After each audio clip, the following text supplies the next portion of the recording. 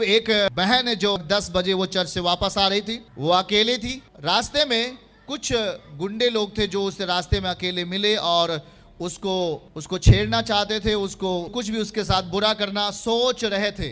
और वो देख रहे थे कि हाँ एक लड़की आ रही है, पर वो चर्च से आ रही थी, मीटिंग अटेंड करके आ रही थी। लेकिन जब वो उसके पास आते हैं, जब उसके पास वो स्त्री आती है, तो वो लोग उसकी ओर देखा भी नहीं और वो चुपचाप उनके बगल से चली गई। और वो 3-4 थे और सभी नशे में थे। वो कुछ भी उस स्त्री के साथ कर सकते थे, उसको छेड़ सकते थे, उसकी जिंदगी को कुछ भी कर सकते थे, पर वो चुपचाप चले गए।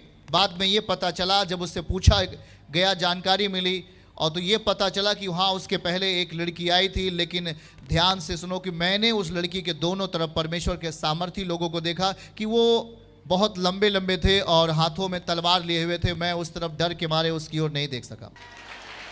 एक बहन है जो 10 बजे वो चर्च से वापस आ रही थी। वो अकेले थी। रास्ते में कुछ गुंडे लोग थे जो उसे रास्ते में अकेले मिले और उसको छेड़ना चाहते थे, उसको कुछ भी उसके साथ बुरा करना सोच रहे थे।